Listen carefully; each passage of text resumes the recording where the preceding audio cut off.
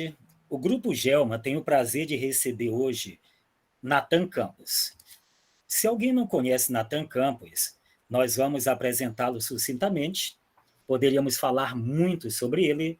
Nathan Campos é graduado em Letras, Português e Alemão pela Universidade Federal do Maranhão, além de professor, poeta, ator, é também músico, cordelista e, para nós aqui, Dino, é um grande amigo além de tudo isso.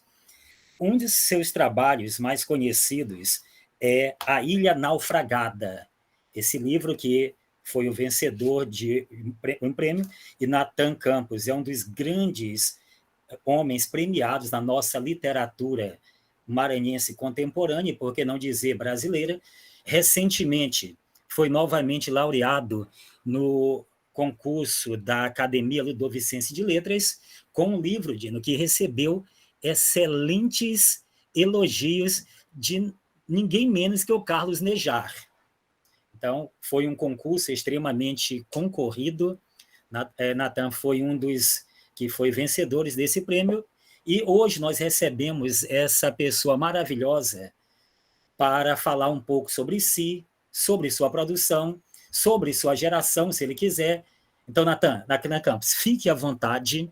Você tem um tempo que você quiser. Geralmente, as pessoas falam 20, 30 ou 40 minutos, e logo depois nós teremos uma sequência de perguntas, indagações, e o Grupo G é formado por pesquisadores da área de letras que se envolve exclusivamente, no caso desse grupo, com a literatura maranhense. Essa literatura que precisa ser mais estudada, mais aprofundada. Então, nós temos a honra de, todas as quintas-feiras, comentar sobre literatura. E como foi dito a princípio, na última quinta-feira de cada mês, temos uma honra ainda maior de receber uma pessoa especial para falar sobre sua obra, sobre literatura e sobre o que ela achar necessário, tá bom? Então, Nathan Campos, a palavra é sua, fique à vontade. Como disse Dino, nós estamos aqui entre amigos. Então, boa noite, né? Para começar, quero agradecer a presença de todos, né? Todos os convidados que me honram muito com a presença de vocês, certo? Porque a gente tem poucas ocasiões em que a gente pode falar de literatura, né? A gente já teve mais ocasiões, mas hoje em dia a gente tem poucas ocasiões, então é sempre bom, é sempre bem-vindo, né? Um convite como esse, especialmente partindo de amigos tão queridos, né? De pessoas tão caras para a minha formação, não só como escritor, como poeta, mas como pessoa também, né? Vocês sabem que vocês conviveram uma boa parte da minha formação acadêmica e pessoal também, né? E agradecer aos convidados também, né? Esperar que não me coloquem em berlindas tão complicadas. Que nada, mas é sempre legal falar de literatura, por mais que as perguntas sejam espinhosas, acho que quanto mais espinhosas, talvez até mais interessante, né? E, assim, para quem não conhece a minha obra literária, ela não é muito conhecida, porque ela também não é muito extensa, né? Ela se resume a um livro publicado e mais alguns esperando a hora certa para serem publicados, né? Falar da minha literatura é sempre complicado falar da própria produção, né? Porque parece contraditório isso aí, mas a gente convive mais com o nosso processo, mas ele nunca está terminado, é um processo constante, está sempre em transformação. Então, aquilo que era válido há uma semana atrás para mim já foi refeito, já foi repensado. Eu acredito que com a maioria de nós, né, que briga, que lida, que namora as palavras, acho que é sempre assim, né? É uma relação de amor e ódio, mas sempre termina em publicações, sempre termina em boas relações, né? Bom, eu não tracei nenhum roteiro, porque eu não sou muito metódico com essas coisas mesmo, eu gosto mais de levar a coisa como se fosse uma conversa, eu fico bem mais à vontade assim, tá? Mas falando um pouco da minha formação como poeta, a coisa começou bem cedo, como na grande maioria das vezes acontece com todo mundo, né? Só que a consumação disso aconteceu bem tarde, a publicação mesmo de um livro aconteceu só em 2017, né? Mas eu comecei a flertar com as palavras bem cedo. Eu me lembro que talvez uma das minhas primeiras experiências com a literatura maranhense, eu me lembro muito bem, na casa dos meus pais, eu ainda criança, né, mexendo as coisas lá, as estantes, me deparei com um exemplar, até sem capa, né, já estava bem surradinho, de Os Canhões do Silêncio, de José Chagas, né, e aquilo me chamou a atenção porque eu ainda não tinha me deparado até então com um livro escrito naquela estrutura, né? Eu estranhei, porque, enfim, até então eu só tinha visto livros em prosa, estranhei aquela organização daquelas palavras, e comecei a estar acompanhando ali as palavras, e gostei do que estava vendo ali, né? Muita coisa era incompreensível para mim na época, mas para mim foi uma novidade, né? E eu me lembro que eu tirei o livro de onde ele estava e guardei num outro lugar para ir visitá-lo ali de vez em quando, né? Ninguém se importou com isso, e eu tomei de conta do livro, fiquei com o livro para mim. Talvez tenha sido o meu primeiro livro de todos, né? Assim, da minha coleção mais particular, assim, que realmente me tocou mais de perto, né? José Chagas, aí mais tarde veio Bandeira Tribuzzi, mais tarde, né? Bem mais tarde um pouco de Nauro Machado, e tudo começou mesmo a se consumar quando eu conheci uma figura que vocês conhecem muito bem também, chamado Ricardo Leão, né? E aí a gente teve uma aproximação, a gente estudava junto no Liceu Maranhense, a gente teve uma aproximação por conta da literatura, né, mesmo. Foi uma aproximação até engraçada, porque o Ricardo me viu com um livro do Luiz Augusto Cassas, República dos Becos, o primeiro livro do Luiz Augusto Cassas nas mãos, né, e a gente até então não se falava. E o livro foi o motivo do nosso contato, né?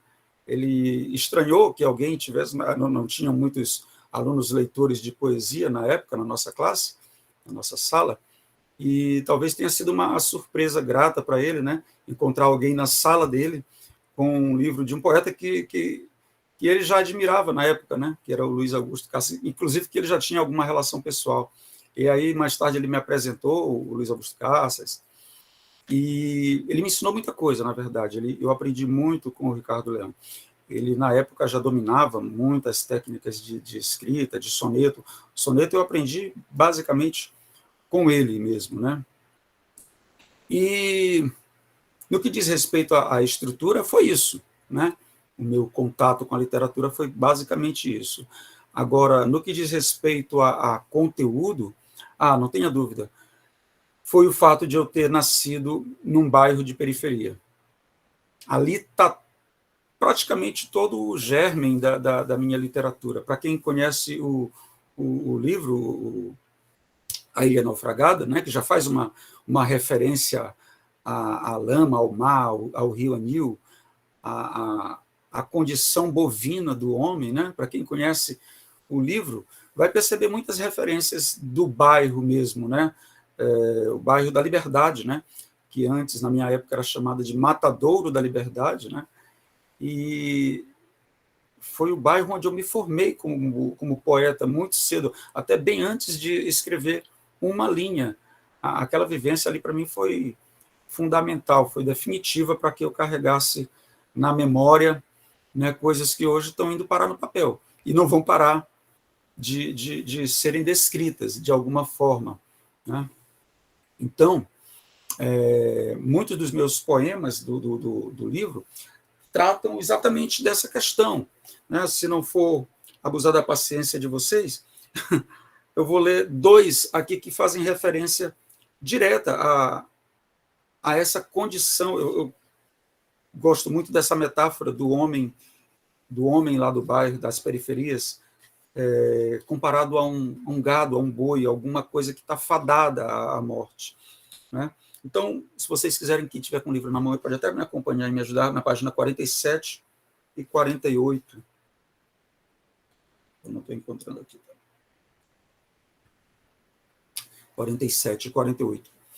Então, um deles diz isso aqui. E é um tanto autobiográfico, né? Porque, apesar de eu ter vivenciado essas cenas que eu descrevo no livro quando eu era uma criança, essas cenas ficaram enraizadas na minha memória. Então, eu carrego o meu bairro para onde eu vou. Hoje eu moro na Coama, mas eu carrego a Liberdade comigo para onde eu vou. Nunca me esqueci, nunca consegui me livrar dessas origens. Então, o poema diz assim: o homem que habita o velho matadouro vai cabisbaixo, emudecido e gasto, como se fosse ele mesmo o touro de quem retira a prole, a carne e o pasto.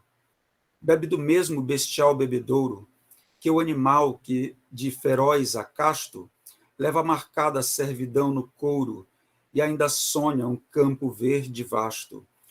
O homem, à semelhança de um boi, perdido da humanidade em que foi concebido, rumina a própria vida, na maceração lenta e amarga de quem carrega a descomunal carga de ter a mesma morte com que lida.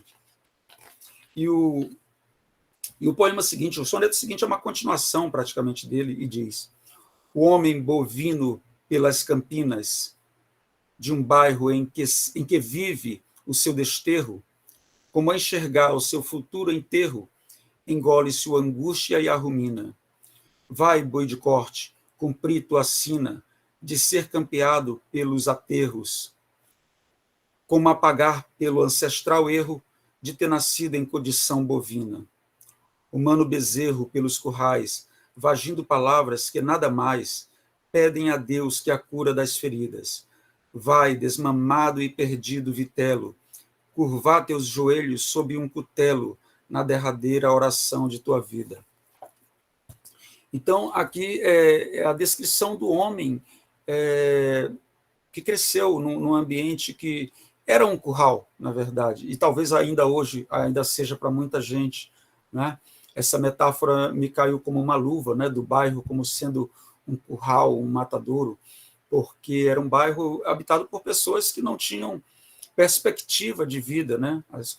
Pessoas que viviam na periferia, né, em palafitas, né? A palafita é uma outra imagem muito recorrente nesse livro, e ela não saiu de minha cabeça até hoje, né? Apesar de a gente ter mudado de bairro, mudado de condição até, mas a condição de poeta que foi criada naquele momento continua comigo até hoje. E, para falar a verdade, eu sou muito grato a tudo que eu vi e vivi naquele momento da minha vida, porque foi isso que praticamente me formou, foi toda a base que eu tenho da minha literatura está ali, né? Não tem muito segredo, não. Tá?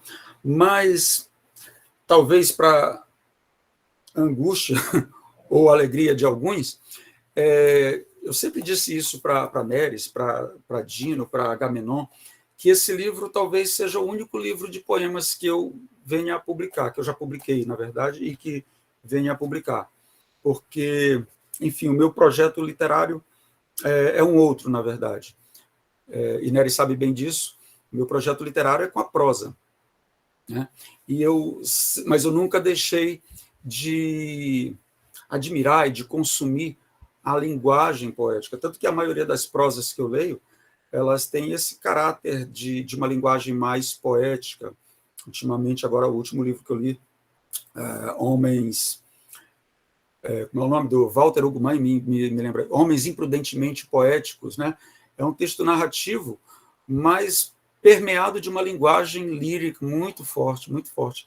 E o que eu procuro perseguir é isso, né? Fazer a prosa sem ter que me desligar desse lirismo próprio do gênero lírico, né? Dos poemas, né? O que é dificílimo, né? Talvez por isso mesmo eu não tenha me atrevido a publicar muita coisa de lá para cá, né? O Neres, quando fez o prefácio do meu livro de cordel, o Viola de Sete Cordéis, ele fala exatamente disso, né, Neres? Pode confirmar aí comigo, dessa minha exigência. Talvez um defeito ou uma virtude, eu não sei, mas o fato é que eu não consigo me livrar dessa cobrança que eu mesmo me faço, né? Eu não procurei me precipitar em relação ao tempo. Talvez agora, depois de ter feito os 50 anos, eu comece a a produzir as coisas com um pouco mais de pressa, né? Dada a minha idade, né? Mas o meu projeto mesmo é com a prosa. Tenho alguns livros já fechados, já concluídos praticamente, né? Mas o percurso é esse mesmo, é uma passagem gradativa. E o próximo passo, que está marcando agora exatamente a passagem do texto lírico para o texto em prosa, é o cordel, né? Que faz essa ligação, né? Que agora nós temos narrativas em verso, né? Então, eu procurei fazer essa passagem de maneira gradativa, até para que não fosse um impacto também na sequência de livros que eu pretendo publicar. Tá?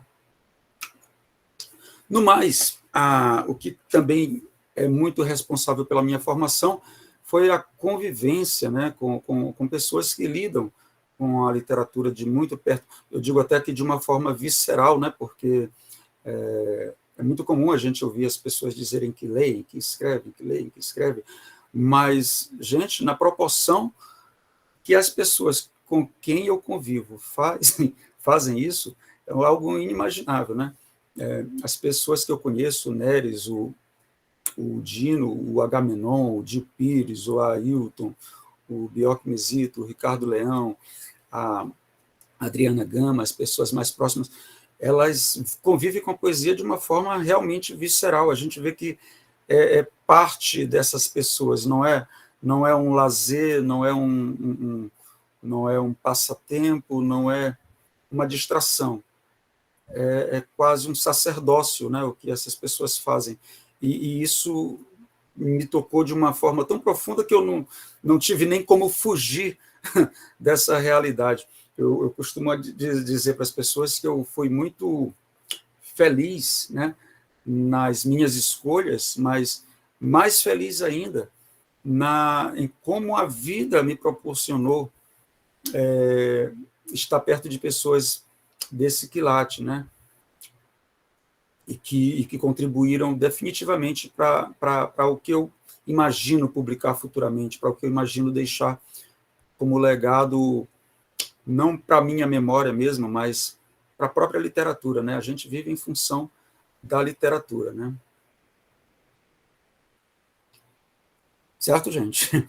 Então, se alguém tiver algum comentário ou quiser ler algum poema, alguma coisa do tipo, eu separei mais alguns, mas, enfim, eu tinha procurado um áudio aqui, exatamente da Adriana Gama, que tinha recitado para mim um dos meus sonetos, só que ela recitou de uma forma tão tocante que, desde quando eu escutei o recital dela, eu nunca mais tive coragem de recitar esse poema, né? Porque sempre vai ficar abaixo do nível dela, né? Então é isso, a minha formação é essa, como poeta, né? Esse é o único livro publicado por enquanto, né? O próximo deve sair agora, Dino, em outubro ou novembro, aquele do cordel que eu te falei, certo? E ele, na verdade, ele vai ser uma sequência de 3 livros de cordel, né? É uma experiência que eu também quero passar essa fase. Eu quero fechar com esses 3 livros e depois mergulhar na prosa e não sair mais. E nem sair e nem, talvez, voltar para a poesia. O dia Agamenon disse para mim, rapaz, tu não vai conseguir. Tu não vai conseguir. Tu vai acabar fazendo aqui e ali, reunindo e publicando. Eu suspeito que ele tenha razão, mas, por enquanto, a pretensão é essa mesmo, de partir para a prosa. Até porque nós temos excelentes poetas aqui. Eu não faço frente a esses poetas, então eu prefiro seguir uma outra vertente mesmo. Certo? Palavra com vocês agora.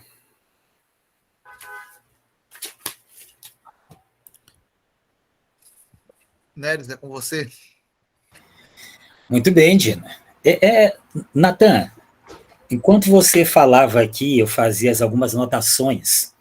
E só uma curiosidade, por exemplo, porque ninguém deve saber disso, na verdade, Natanilson foi, ou Natan, né, hoje, foi a primeira pessoa que eu conheci na UFMA quando nós começamos o curso de letras. Somos da mesma turma, então ele deve lembrar que nós éramos alunos que perdíamos as primeiras aulas, né, Natan?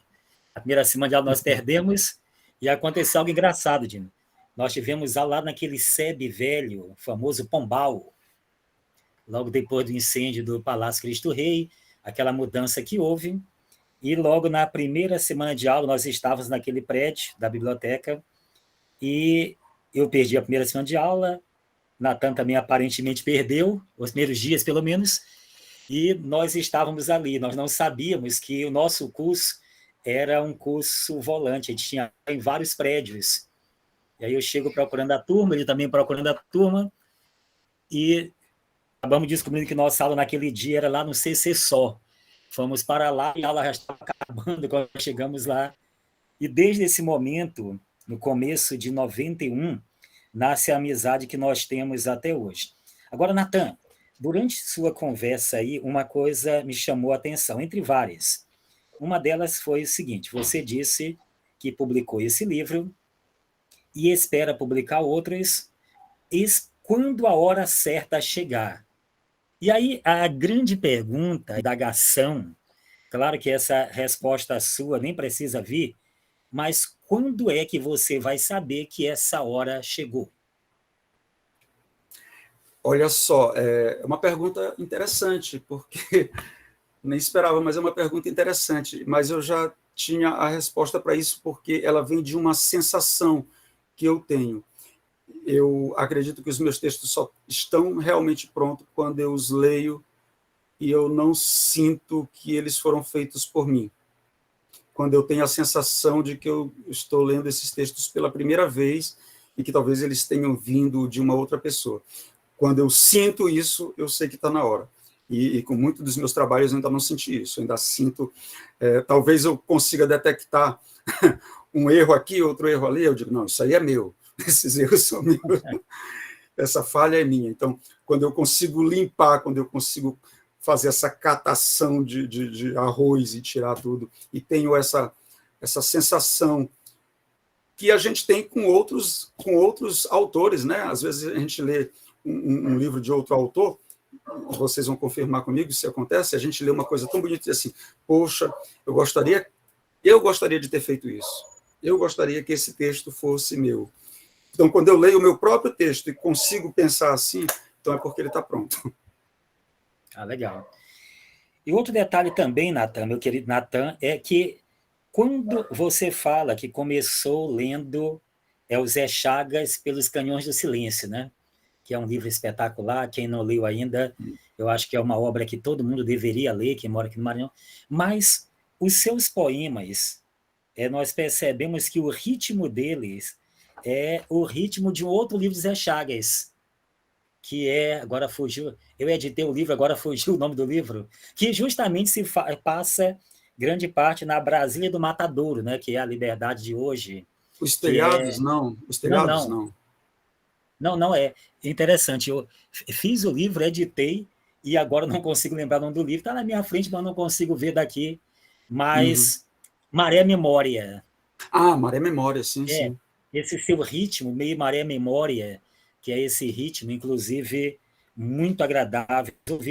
E aí, um questionamento para você, a questão, porque nós somos de uma geração, Natan, que durante muito tempo negou essas formas e fórmulas, né? Entre elas, essa soneta, né?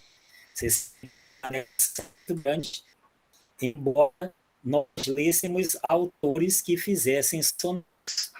Nós, na universidade, nós tivemos vários pequenos mestres, pequenos modos de falar, que eram gigantes, né?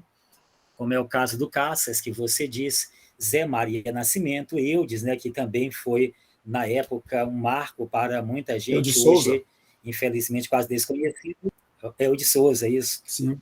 E eu lembro, Natan, que você fazia algo na universidade que eu achava impressionante, e eu até hoje tenho um recorte disso guardado, não sei onde, mas está guardado, era que você, durante nossas conversas em sala de aula, você fazia poemas belíssimos. E aí você já explicou isso de outras maneiras, né?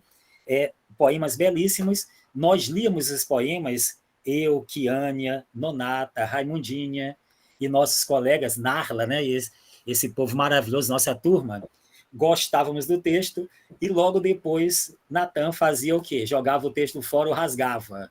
E um deles eu tenho guardado ainda, um soneto seu da sua época, com sua letrinha, que nós vamos leiloar no futuro. Mas a pergunta é, e essa opção pelo soneto? De onde veio essa vontade de escrever sonetos?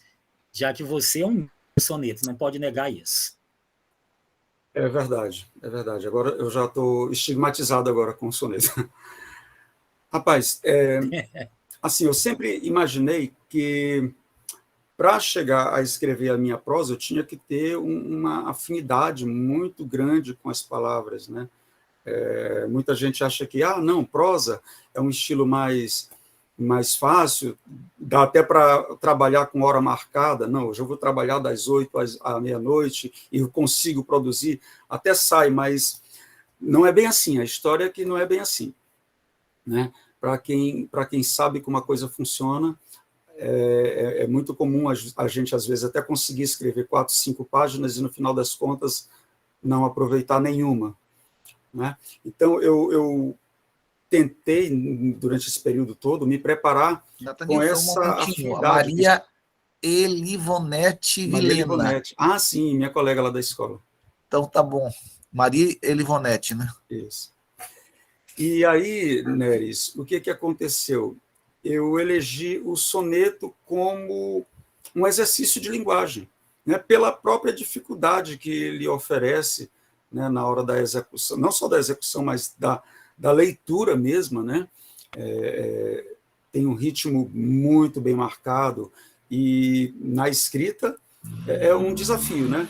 E eu comprei essa briga, essa que é a verdade. Eu quis comprar essa briga exatamente para eu ter esse quebra-cabeça na minha mão, para eu saber como conseguir lidar com as palavras quando uma não for certa, onde buscar outra, que sonoridade. Eu não vi em outro tipo de poema, senão no soneto, essa possibilidade de brincar, de exercitar, de brincar com as possibilidades mesmo do uso das palavras, né?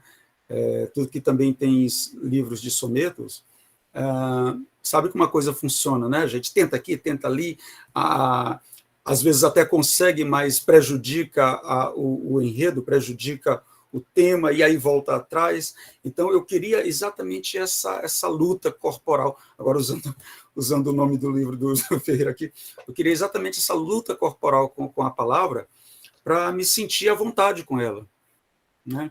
Então, depois que eu me senti à vontade, eu não consegui mais parar. E aí até digo para o Agamenon, de vez em quando, que o Agamenon tem poemas belíssimos, com versos livres, né? E eu lendo aqueles poemas, eu fico, cara, eu não consigo, sinceramente não consigo. Eu já tentei diversas vezes fazer poemas com versos livres, e aí eu olho, não, isso aqui é descarte, isso aqui é descarte. E eu só consigo escrever em soneto hoje em dia, só consigo escrever poesia em forma de soneto. Não consigo me livrar mais dele. Na verdade, eu fiquei preso, né? Fiquei preso no soneto. É um poema de verso fixo e eu fiquei preso nesse decassílabo aí. Não consegui mais sair de jeito nenhum. Toda e qualquer tentativa resulta num soneto. Eu acabo... E foi assim que eu acabei fechando um livro, né, de exercício em exercício. Aqui e ali aparecia alguma coisa menos má, que eu ia guardando. Quando eu me espantei, tinha um número interessante de palavras. Eu me perguntava, o que fazer com isso? Muito bem, Natan. Agora vamos passar a palavra a Linda Barros. Antes de passar, eu tomar a prisão perpétua para ti no soneto. Acho que caiu um pouquinho de... Posso, jovens? Estão me ouvindo? Pode falar. À vontade. Bem-vinda, Linda. Olá, boa noite, Natan, bem-vindo. Tá com eco meu som, não, tá bom né? para mim aqui. Tá ótimo. Então, Hoje não. meninos, que noite memorável essa, né? Nostálgica. Década de 90 reunidos, ô, coisa boa. Já somos velha guarda, né? Há Então, algum tempo, né? Diga-se de passagem. é verdade. Natan, vamos falar um pouquinho sobre uma outra luta corporal, que é a de ator. Como é que você foi parar como ator? Como é que foi esse processo no cinema? Porque eu assisti, acho que é Caminho de Pedras Miúdas, se eu não me engano. Sim, sim. É Como é que foi? Conta um pra gente. longa-metragem, né? Isso. Lá de Isso, Itapecuru-Mirim. isso foi meio que uma loucura. Eu costumo dizer que eu acabo estragando a minha biografia fazendo essas loucuras. Tá? Mas, assim, foi a convite de uma outra pessoa envolvida com a literatura, né? Nosso saudoso Charles Mello, né? Que vocês bem conheceram, né? E o nosso primeiro contato foi através de uma outra linguagem artística, que foi a música também, né? Eu o conheci na escola de música, né? Estudava bateria e percussão lá na época, e ele era meu professor de teoria musical e de história da música, né? E aí, conversando durante as aulas mesmo, né, a gente percebeu essa afinidade com a literatura também, né, além da música, com a literatura também. E Charles Mello, né, que foi um grande amigo, ele era um artista múltiplo, né? Ele era músico, ator, diretor, enfim, escrevia peças de teatro também, né? E poeta, né? Também ele tinha livros de poesia também, né? Então foi a convite dele. E sabe, né? Mesmo eu não tenho formação nenhuma na área da dramaturgia, mas eu confiei nele. Ele disse: não, tu vai dar conta do recado. Confiei. Não sei se o resultado foi satisfatório, mas eu fui lá e fiz, né? Como diz o ditado, né? Não sabendo que era impossível, eu fui lá e fez. Sim, eu assisti Charles. Inclusive, eu descobri esse filme porque eu escrevi um artigo sobre ele. E Sim, aí, nas minhas pesquisas e tudo mais, eu encontrei o filme. Aí eu nem sabia, assistindo né? e tal. Eu nem sabia que você estava no filme. Eu comecei a assistir. Meu Deus, é Natan! Aí daí eu assisti o filme inteiro e eu fiz a pesquisa sobre Charles, que eu escrevi sobre ele. Aliás, é Sim, uma frustração minha muito grande, porque eu escrevi sobre ele. E aí, assim, 2 semanas antes eu encontrei ele feliz, porque tinha visto o artigo e tal. 2 semanas depois ele veio a falecer. Eu fiquei arrasada, porque ele era um grande artista que a gente sim. perdeu, infelizmente. Não foi de pandemia, foi na época, acho que foi um AVC, se eu não me engano. E um grande ser humano também, 2019. né? Um grande ser humano. Sim, demais, demais. Ele é uma pessoa super. Nossa, era maravilhoso em tudo, como ator, escritor, diretor e músico também. E aí eu lembrei, eu estava assistindo e eu vi você lá e a gente assistiu e ficou bem legal. Eu gostei do filme, eu E eu ainda gostei. cheguei a fazer duas peças com ele também, que foi o Poemas para Tchê, que eu acho que deve ter gravado em vídeo Eu assisti esse espetáculo. em algum Eita! canto né, da internet por aí. E Eu o assisti. Toaletes também, com a Maria Itzkovitch, que é tua colega também, né? Sim, sim. Esse eu não assisti, não me lembro, mas o Ponho Frache eu fui assistir também. José Neves deve lembrar, que foi até com o Luciano Fergar, que foi meu aluno, inclusive. Isso, Luciano Muito Fergar, legal. A Lúcia Gato também, Lúcia Gato, gente, Tourinho, maravilhosa. Sim, Tourinho, Tourinho. Tourinho fazendo padre Lindo, lá. lindo espetáculo, maravilhoso, adorei. Era isso, eu queria Eu ver me senti até envergonhado no meio dessas figuras ali. que nada, no palco a gente esquece essas coisas, é muito bom.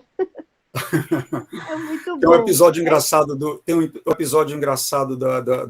dessa peça, né, do Poemas para Tchê, que a gente tinha ensaiado, enfim, exaustivamente, e estava tudo pronto para estrear, né? E aí, alguns dias antes, algumas semanas antes, eu sofri um acidente de moto, né? E quebrei 3 metacarpos aqui, né? Tive que fazer a cirurgia e fui para os palcos assim, com a mão engessada, né? E imobilizada e morrendo de dor. Felizmente, o meu papel era de um guerrilheiro, né? Esqueci agora o nome do personagem. Nato, quase meu nome, né? Era o Nato, né? E aí me viram lá com com o gesso, e alguém comentando lá embaixo, dava para escutar, olha, eles botaram até gesso ali na mão. Não sabendo que eu estava ali interpretando bem aquela dor, né? Muito bem. Deixa eu te perguntar uma coisa. Por exemplo, algum dos seus textos, algum dos teus poemas, imaginou algum personagem que você poderia interpretar? Olha, que pergunta. Tu fala da produção em prosa mesmo, né? Sim, sim. Ou, sei lá, porque às vezes no próprio, como você falou, dos seus textos são um pouco autobiográficos. Então, de Autobiográficos, repente, um personagem que você poderia ir para o palco e dizer, esse é o Natan, o poeta, mas também o ator, sei lá, algum texto que poderia essa descrição. Sim.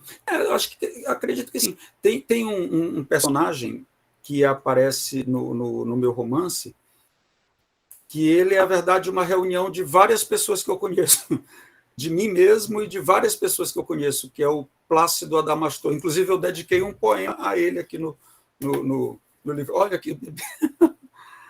Daqui a pouco o meu vai aparecer aqui também. Ele disse que queria participar nosso também. Levi! Levi! Ah, meu Deus! Fala, Levi. Muito bem. O Plácido Adamastor é um personagem que está no outro pasto, né? E que ele é uma reunião de mim mesmo e do Dio, do Agamenon, do Neres, de uma par de pessoas que eu conheço que me formaram também. E eu levo ele tão a sério que eu dediquei um poema a ele. Para mim, ele é uma pessoa, ele não é um personagem. Que bom. Vamos passar a palavra, então, acho que é Renata Barcelos que está aqui, né? Boa noite, sou eu. Boa noite. Que está saindo com o nome do campus que ele estava usando o notebook.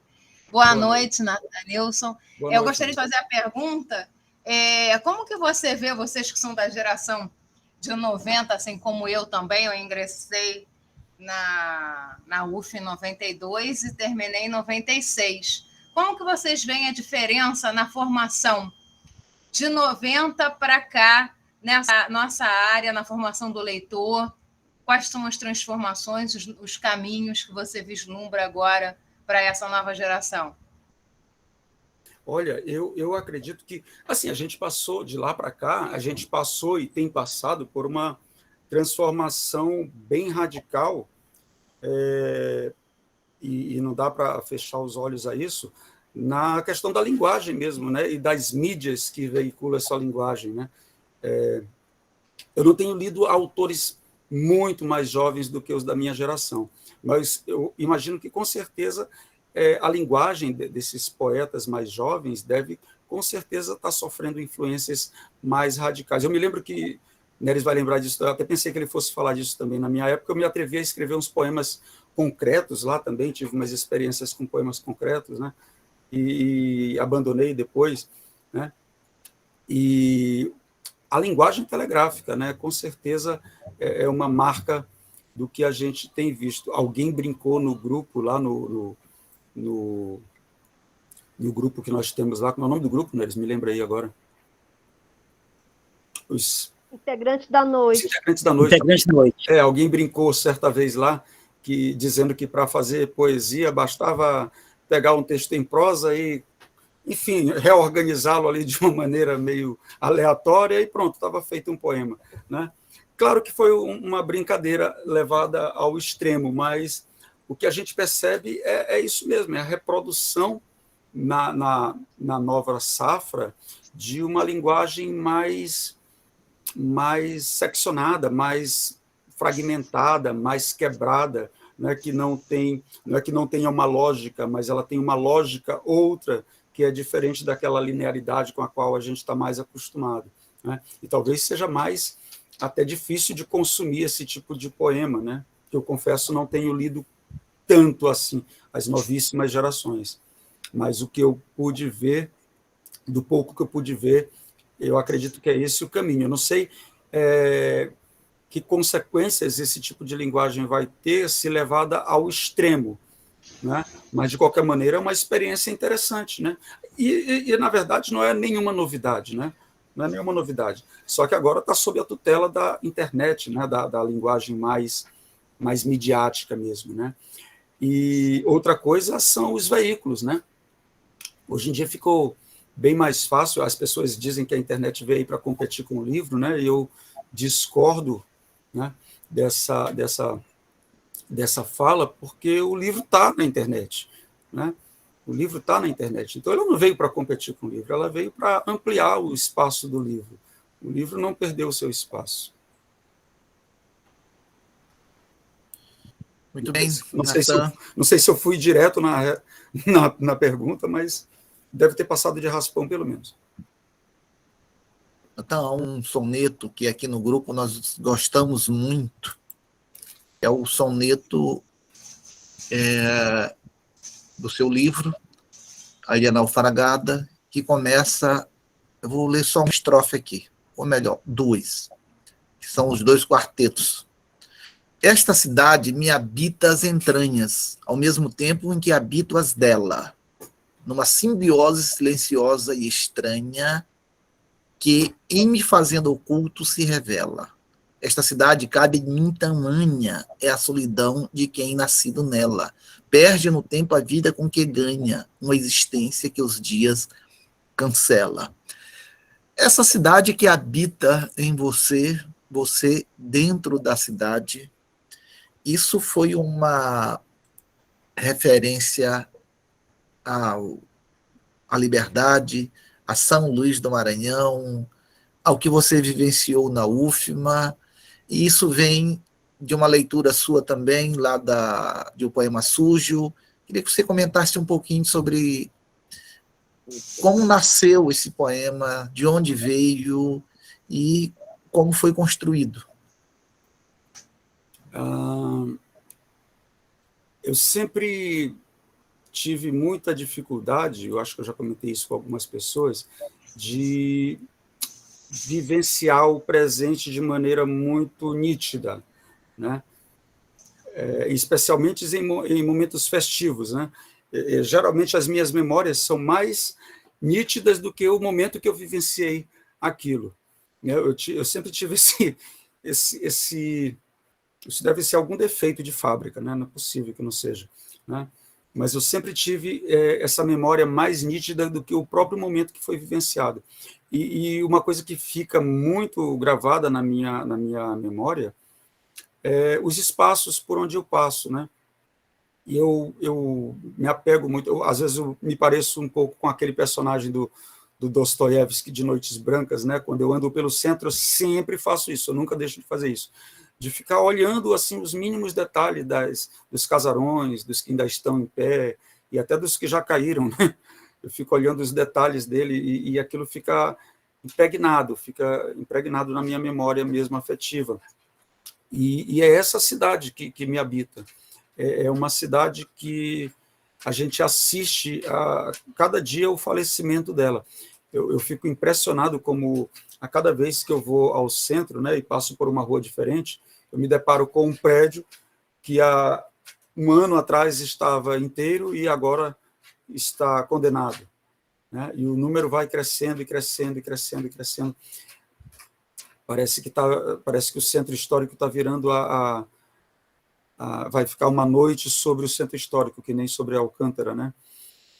Então, é esse espaço urbano que decadente, né, que está em ruínas, que ficou impregnado em mim. É essa a cidade que eu habito e que me habita também, certo? E é ela que é cantada, na maioria das vezes, no poema, no livro como um todo, né?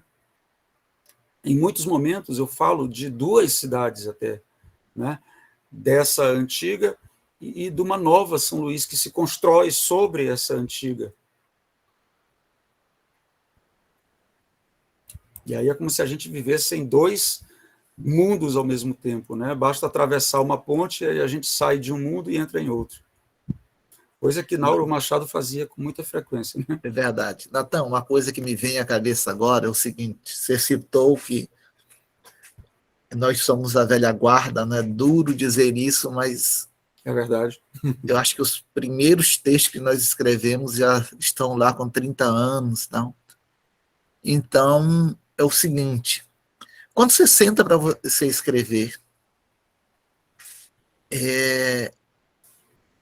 os anos 90 não falam forte querendo estar ali presente, o que você viu naquela cidade toda, eles não têm uma voz mais forte em relação a esta São Luís de 2023.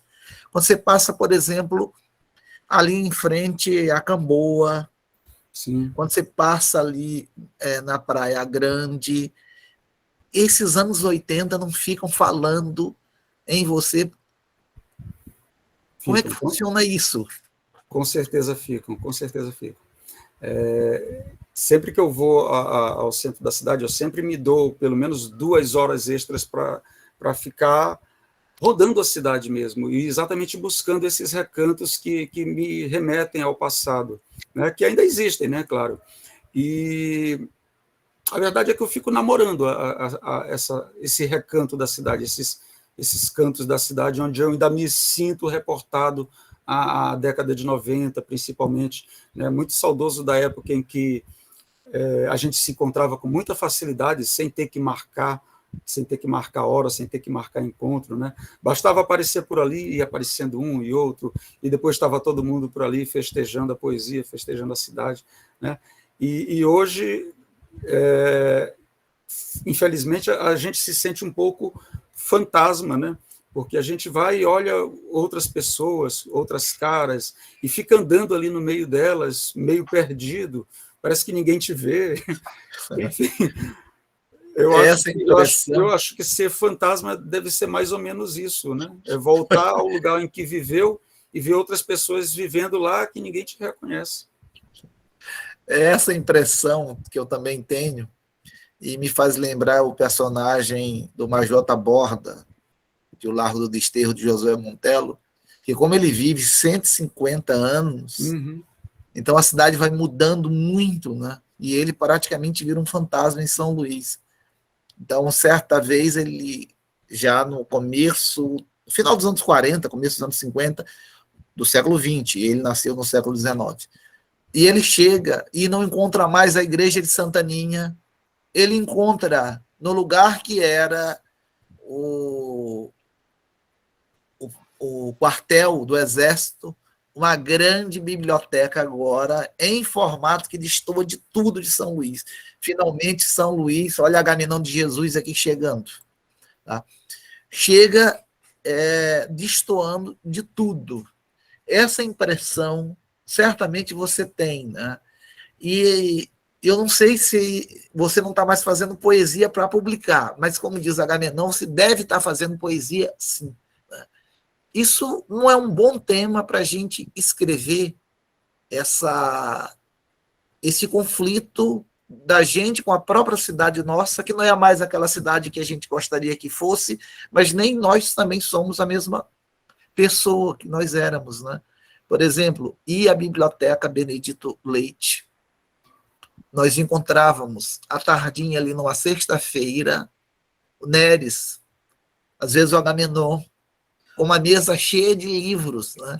Como se aquela mesa fosse assim um local, um gabinete de estudo, né? E era isso que a gente tinha, né? Uns gabinetes de estudo. Agora tudo isso se foi, né? Então a gente se sente diferente, né, Nathan? Um fantasma. Eu acho que a melhor definição é essa mesmo, do Borba. Olha só o Agamenon. Agamenon. Hoje em dia a gente ainda encontra o Agamenon com a mesa cheia. Não sei se é de livros, mas...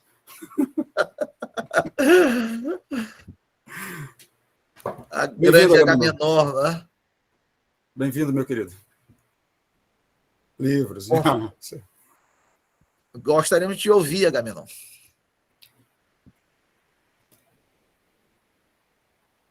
Está sem som. Está sem som. Está sem som mesmo, né?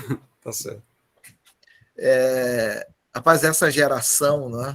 Essa geração que está despontando hoje é uma geração que praticamente, Natan, isso que eu queria te perguntar agora, que na nossa época, a gente lia, enveredava pela poesia e tal, e em determinado momento a gente encarava a prosa, né? A gente sempre achava que era, primeiramente, a poesia. Como é que você vê hoje uma geração que já inicia pelo romance? Já começa desse jeito, né?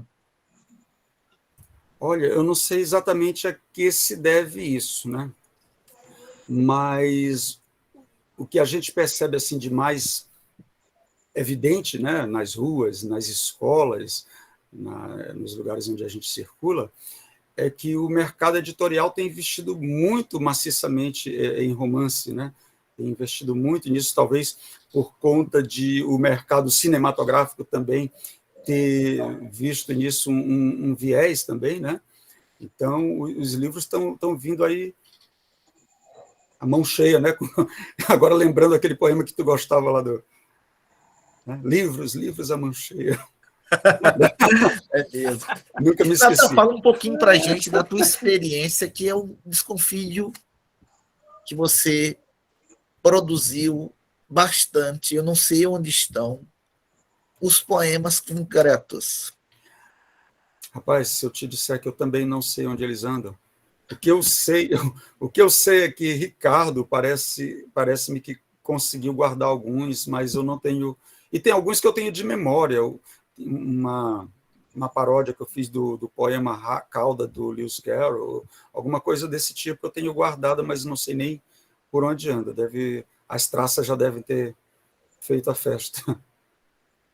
E hoje nós teríamos um prato cheio para os poemas concretos, né, que a internet daria para fazer uma boa disposição. Para quem não sabe, Natan produziu muito, né? Dezenas e dezenas de poemas concretos, mas com uma facilidade tão grande para pensar e jogar essas palavras, né, no papel, que eu ficava impressionado com essa capacidade de pensar e, de repente, já vai para o papel esse poema visual, completamente poema visual.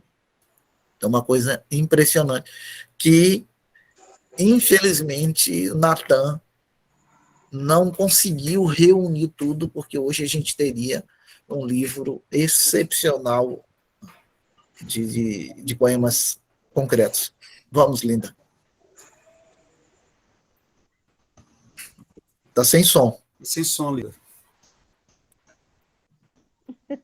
Oh, desculpa. Natan, conta pra gente o cordel. Como é que o cordel entrou na sua vida? Como é que você conseguiu sair do soneto pro cordel? Ou, não sei se já saiu. A minha mãe, ela sempre leu muito cordel, né? Na mesma época, praticamente, em que eu estava ali encontrando o José Chagas, né? Sem capa, um livro já todo meio que carcomido. Na mesma época, ela lia muito cordel. Eu me lembro que ela era fã de um cordel que até hoje eu procuro para comprar, para ter para mim mesmo, que era o Coco Verde Melancia, acho que um clássico do cordel, né? E até hoje eu procuro e não encontro. E foi um dos primeiros com que eu tive contato também. E eu gostei tanto daquela ideia de misturar narrativa com poesia, né? Porque até então eu conhecia a narrativa e conhecia a poesia, mas quando eu vi aquela junção das duas coisas, eu fiquei maravilhado no primeiro contato, né? E assim, pelo fato de eu ter uma formação na música também, né? A musicalidade do cordel me ganhou de cara, rápido. E assim, hoje eu uso o cordel como ponte, né? Para sair do soneto e entrar na prosa, né? Já que ele está ali no meio termo, envolvendo narrativa com recursos do gênero lírico, né? Então eu estou usando ele como ponte ali para atravessar e para a prosa, corajosamente. Maravilha, né? Renata. Oi, vocês disseram sobre a questão do poema concreto, poesia visual. Eu trabalho e eu nem sabia que tinha uma pessoa tão próxima no Maranhão que se debruçava sobre. Eu trabalho com um autor que é do Sul, mas ele morou uma época aqui no Rio. Depois eu descobri aí o Brusque, que está fazendo doutorado agora no Sul e é maranhense, até ele anda sumido da mídia. Eu queria depois ter acesso ao teu material, se for possível.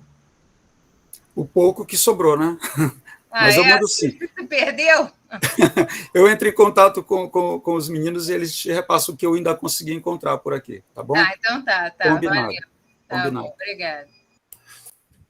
Essa é a questão, que na época Natan considerava algumas coisas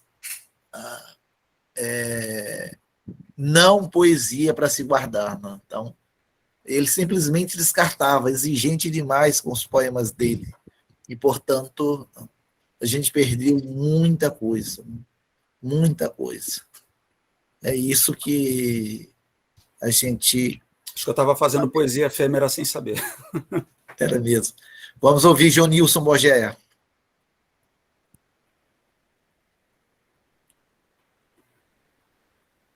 Sem áudio, Jonilson. Está sem som, Jonilson. Sim.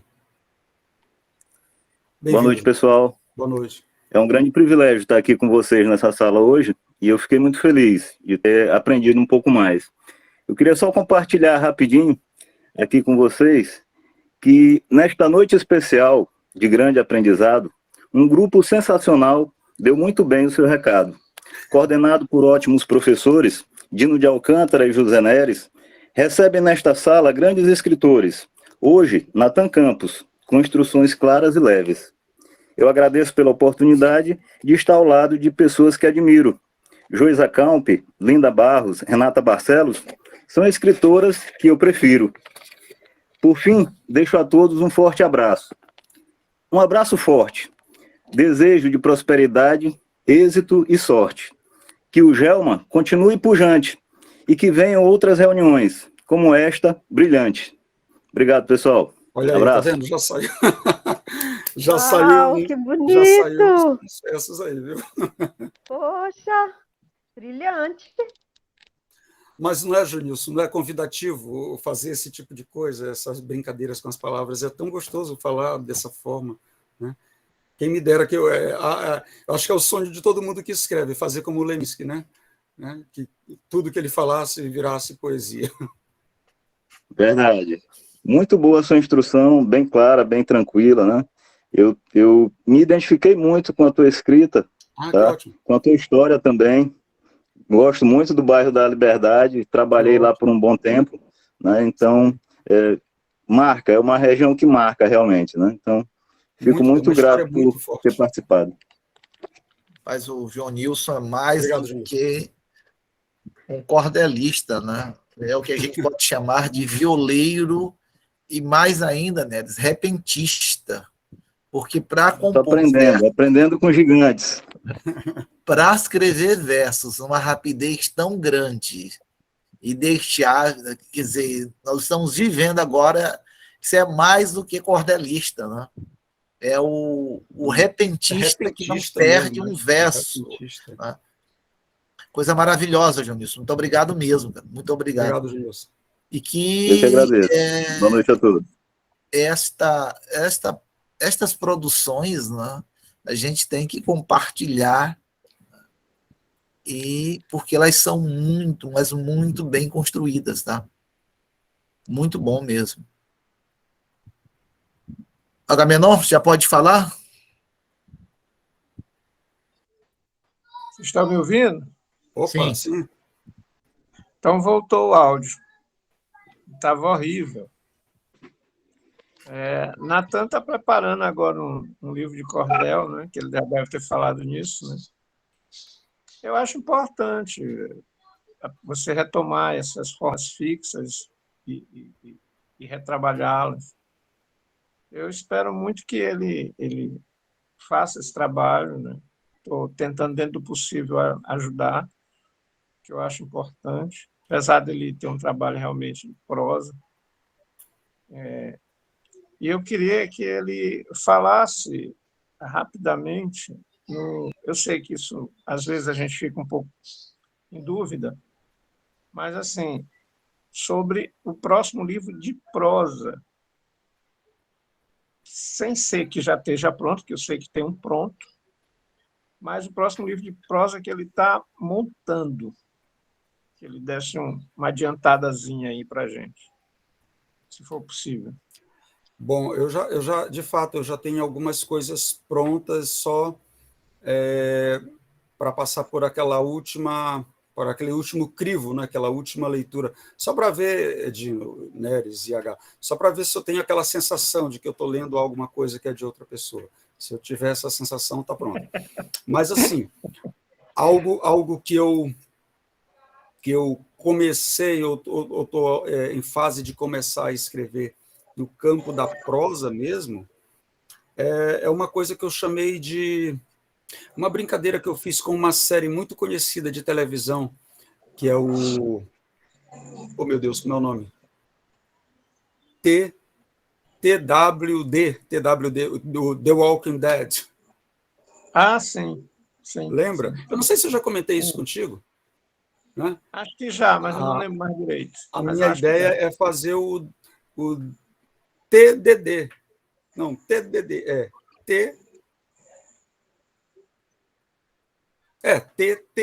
TTD. É o The Talking Dead. Né? Eu acho que eu já te falei dessa história, não já? Já te falei, não já? Falou Lembra? por alto, eu não lembro mais direito, mas falou rapidamente. Seria uma paródia, não bem humorada, mas, na verdade, mais lírica do que seria o The Walking Dead, né? E no The Walking Dead, até onde eu entendi, não assisti muita coisa deles, os mortos voltam, né? Enfim, eles voltam como inimigo dos vivos, né? E tem aqueles embates cruéis lá, coisa de filme de terror mesmo, né? E nessa minha paródia mais lírica, os mortos voltavam não andando, mas conversando com os vivos, para colocar no lugar conversas que ficaram inacabadas por conta da morte. Né? Então vai ser o The Talking Dead, conversas que ficaram inacabadas por conta da morte. E aí eu ainda não escrevi, porque a cada vez que eu paro para pensar nesse livro, surge uma ideia nova e chegou ao ponto de ficar difícil de organizar tanta coisa numa mesma história. Né? A última vez que eu parei para pensar nisso, surgiu um personagem que seria uma espécie de anti-fantasma. Né? Seria um homem que está em coma, enfim, ele está vivo, mas ele está em coma, e ele é um fantasma, mas no mundo dos mortos, não um morto que é um fantasma no nosso mundo. Então seria uma espécie de anti-fantasma lá no outro mundo. Enfim, eu tenho que parar para sentar para organizar essas ideias que estão vindo assim, muito uma em cima da outra, né? Organizar. Eu tenho o embrião mesmo da coisa, por enquanto. Já está gestando a coisa. Uhum. Já está gestando a coisa, na verdade. Mas também não sei se vou levar a cabo, mas é assim, é a única coisa que eu tenho mais ou menos em mente para fazer futuramente. Eu vou te fazer só mais uma pergunta para dar espaço também para as outras pessoas. Como tu vê hoje? Porque, vê bem, todos nós escrevemos, né? E a crítica, a gente sabe, a gente tem vivência disso, é um trabalho árduo, né? Difícil sobre todos os aspectos. Sim. Inclusive porque as pessoas nem sempre querem receber a crítica. Só que ela faz falta, né? Ela faz falta, né? Quando você resolve fazer um trabalho crítico, você, na verdade, chama um ônus muito grande para você mesmo. Sim. Tu sentes falta dessa visão crítica dos trabalhos? Ter aquelas pessoas que são poucos. Sinto, Agamemnon. No teu caso específico, tu sente falta? Sinto muita falta mesmo, porque eu teria essa crítica não como um norte, não diria, talvez não fosse um norte para definir a minha forma de escrever, né? Sim. Mas eu teria pelo menos como uma referência de como a coisa está chegando do ponto de vista de quem entende realmente de literatura, né? É importante a gente ter esse ponto de vista de quem realmente lida com a literatura, e quando eu falo isso, eu estou falando não da literatura de mercado, né, que visa só a venda, que visa só o sucesso editorial, né, mas no que diz respeito à qualidade mesma do texto, né, eu me preocupo muito com isso, e uma das formas de eu expressar essa minha preocupação são esses grandíssimos hiatos que eu tenho entre uma produção e outra, entre uma publicação e outra. Aliás, eu tenho todo o hiato do mundo, né? Porque eu só publiquei só um livro até hoje, né? Tem todo o hiato do mundo. Deixa eu ver se eu estou entendendo. Tu está dizendo que tu sente falta de uma abordagem técnica, focada no texto mesmo, sem aqueles textinhos irônicos, né? Que sim, vezes, exatamente. Uma coisa que se apoiasse. Necessárias. Isso, eu sinto falta especialmente dessa crítica, e eu não digo só em relação à minha literatura, mas à literatura de modo geral, né? Que é feita hoje aqui no Maranhão, né? Então, a gente tem muitos comentários, mas não chegam a ser exatamente críticas, né, literárias. E é exatamente isso que eu sinto falta, exatamente para saber como é que a coisa está chegando no público especializado em literatura. Sim. Não em vender livro, mas em literatura. Entendi. Natan, e poemas curtos já passaram pela tua cabeça? Esses poemas de uma quadra, como a trova, ou epigrama, ou microconto, como é que você tem visto essa produção aí na cidade? Eu tenho acompanhado pouco, na verdade. Eu já cheguei a comentar isso num outro momento, né, que eu tenho acompanhado pouco a produção da novíssima geração, né? Alguém comentou, não sei se foi no dia que o José Eduardo Agualusa estava aqui em São Luís, eu não sei se foi lá na ocasião, mas eu vi alguém comentando que a literatura hoje tem que ser assim rápida e tudo mais, tudo muito breve, muito rápido, tá? E eu, em parte, discordo disso, porque por mais breve que seja um texto literário, e está aí Agamenon para confirmar isso, às vezes a gente se depara com um poema curto e a gente passa mais tempo olhando para ele do que lendo 5 páginas de um romance, se deleitando com a musicalidade, repetindo e tudo mais. Então, o tamanho do poema, eu acredito que não está no espaço que ele ocupa, né? Mas no quanto ele consegue se alastrar dentro de quem leu. Eu sempre gosto de fazer essa brincadeira com os meus alunos quando eu falo de livros, né? Eu digo assim, vamos ler tal livro. E a primeira coisa que eles perguntam, professor, tem quantas páginas? Eu digo, não te preocupa com o número de páginas, que o número de páginas não diz o quanto o livro é grande ou pequeno. O que vai dizer o quanto o livro é grande ou pequeno é o quanto ele tem para te oferecer, não é o número de páginas.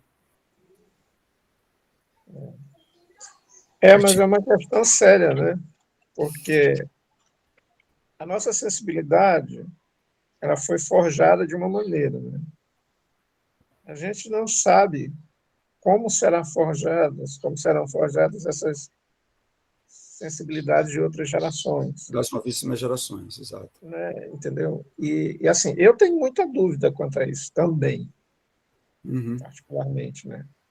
Porque, em princípio, eu concordo também com isso, não é bem a questão do tamanho do texto, é a riqueza do texto, que pode ser longo ou curto, mas eu também tenho muita dúvida quanto a isso. Se até que ponto... Porque, se a gente pensar bem, nossa geração, ela até lê, digamos, uma Odisseia, que é um livro enorme, ela lê. Mas não são todos nós que iremos ler, porque é um outro tempo, uma outra sensibilidade. E a gente não sabe o que está vindo por aí de formação, de de uma nova forma de vida, novas maneiras de sentir. Tem muita coisa, né, se apresentando. Então, deixa a gente meio em dúvida mesmo. Deixa a gente meio sem muita segurança. Né? Que é uma questão, a meu ver, bem complexa. Bem complexa. Uhum. Bem complexa. Né? Eu acho também. Bom, minha gente, nós estamos caminhando para o final. Mais alguma questão? Então, nós vamos pedir para a Nelis fazer as considerações finais, depois o Nathanilson. Como sempre, Dino, só temos a agradecer por essa aprendizagem com Natan Campos, essa figura maravilhosa que, para nós aqui, pelo menos para mim, para Dino, para Linda Barros, para Agamenon, nós temos uma honra bem maior, que nós não ficamos apenas na leitura do livro dele. Nós temos o próprio Nathanilson como nosso amigo há pelo menos 3 décadas. Então, é um escritor que merece ser lido, a sua obra é densa. Eu tive a honra, que muitos aqui não tiveram, talvez somente H tenha tido também, de ler alguns textos de Natan que ainda são inéditos, tanto nesse caso da Cordel, tanto também em contos, em novelas, já que ele é um autor bastante diversificado e que está em plena produção. Porque quando nós falamos, Natan, hoje em dia, né, nós temos que lembrar que há 30 anos, mais ou menos, nós estávamos começando essa jornada. E nós nem imaginaríamos, naquela época, em 91, quando nós nos conhecemos, nós nem imaginaríamos que estávamos, naquele momento, começando a fazer parte de uma geração que ia ser vitoriosa. Porque nós convivemos com escritores que nós admirávamos. O caso do Nauro Machado, José Maria Nascimento, Arlete, o caso também de tantos outros que nós admirávamos e que, na época, eram os nomes que estavam em maior evidência. Nós éramos garotos, estávamos começando nossa produção, às vezes nem começando estávamos ainda, estávamos naquele momento de abastecimento, de leitura. E eu lembro, Dino, que foi Natan que pintou para nós Ó Bendito que Semeia Livro lá no DEAR, não foi, Natan? Acho que foi mesmo. Foi. A mão cheia que Dino pediu e implorou, chorou e pintamos aquilo ali. Também lembro quando nós organizávamos eventos. Emocional brava. Organizávamos eventos. Os primeiros eventos que nós organizamos, havia um diferencial. Foram os primeiros eventos que, quando acabava o evento, as pessoas recebiam logo o certificado. E quem ficava lá nos bastidores, datilografando, a palavra datilografando mesmo os documentos? Natan Campos e eu. Enquanto o Dino corria de um lado para outro para organizar tudo, e no final nós estávamos lá naquela máquina de escrever antiga, pesada, Natan. Datilografando os documentos para que todo mundo terminasse. Terminasse lá o evento com aquele documento já em mãos. Então, Natan, eu tenho desculpa certeza... te interromper, Fala, eu quero te interromper 1 minuto. Pode só para interromper. Dizer o seguinte, eu vou te interromper por 1 segundo. Eu tenho muito orgulho de ter visto vocês dentro daquele DA. Sabe, você teve um grupo ali, tu, o próprio Natan, né, Dino, Ailton, não porque são meus amigos, mas como a gente achou o DA, vocês fizeram um trabalho realmente brilhante. Vocês deixaram, inclusive, uma biblioteca dentro do DA. Vocês lembram disso, né? Isso. Então, realmente, vocês não estão aí porque vocês queriam aparecer, porque era da natureza de vocês o amor pelos livros, pela literatura. Meus parabéns, meus amigos. Meus parabéns. Vocês merecem todos os parabéns por aquele trabalho. Um trabalho, muitas vezes, difícil. Um trabalho, muitas vezes, difícil. E um detalhe, Agamenon, aquela paixão pelos livros não acabou, né? Ela só fez crescer com o tempo. Sim, então, sem dúvida. Sem dúvida. Sem dúvida. Sim, mas me calei. Eu só queria falar isso. Esse grupo que aqui não tem briga, aqui nós temos apenas conversas, né? Conversas agradáveis, é um recanto de amigos que nós temos aqui todas as quintas-feiras. Para muitas pessoas é algo impensável que um grupo de mais ou menos 10 a 15 pessoas, todas as quintas-feiras se reúnam para falar sobre literatura maranhense. E é o que nós fazemos aqui no Gelma. Toda quinta-feira, Tem nesse muito horário, assunto, a literatura maranhense estamos é aqui grandiosa, reunidos é imensa. de maneira online, né, desse patrocínio que nós temos, dessa tecnologia que nos ajuda. Nós passamos por um momento que a tecnologia foi acusada de separar as pessoas. Hoje nós temos a tecnologia ajudando a nos juntar, nos unir.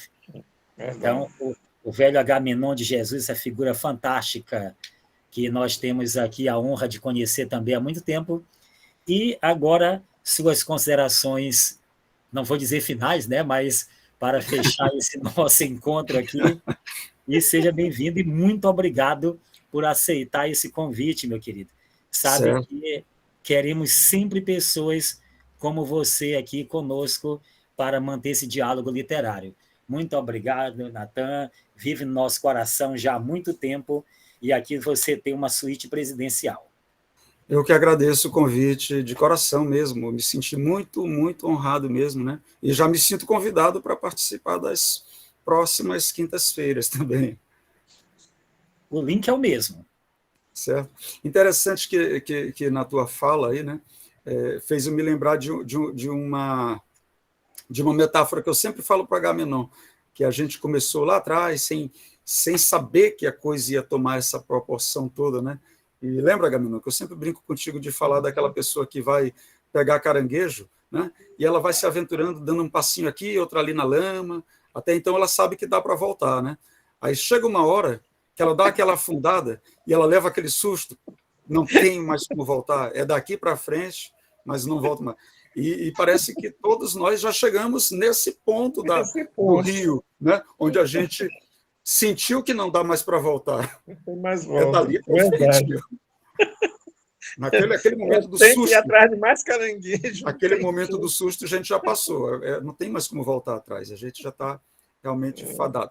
Na idade que a gente está, não é possível. Não é possível que isso seja uma moda, uma coisa passageira. Né? Só se a vida também for toda ela passageira. Né?